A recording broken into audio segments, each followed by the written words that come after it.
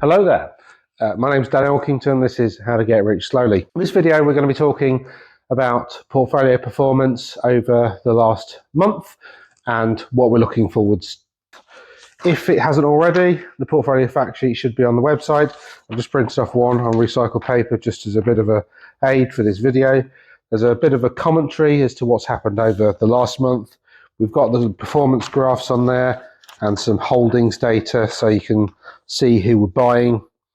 In short, if you're on a lower cost provider like AJ Bell, you're probably in the ESG portfolios and they're doing really well across the board. Got very little concerns there. We've swapped a fund for another fund that does almost exactly the same job, but it's slightly cheaper.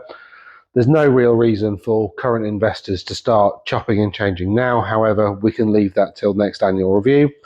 In terms of if you're on Transact, you're probably in the hybrid portfolios. They're doing okay. Historically, as you can see, every single calendar year for the last 5 years, and actually you can go back further, we've pretty much beaten the benchmark every year. So we've done really well traditionally. Over the last 3 months and 6 months, there's been a couple of things that have been impacting performance. The first is the collapse of a lot of commodity prices. So lithium is down sort of 50-60% over the year. The fund that we've bought in, that's a commodity fund, is mining a lot of lithium, so that's really hurt our performance. The second reason is the ongoing issue with gilts, in that gilt prices are still too low, and we need to wait for something to happen with those before we do something with them.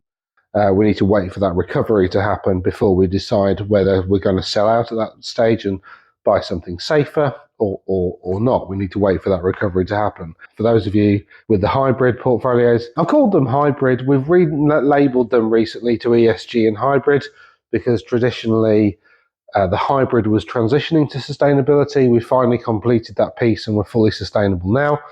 And in fact, we're a hybrid between ESG and impact investing. So there's a bit of both, dependent on what's most appropriate. So overall performance is good.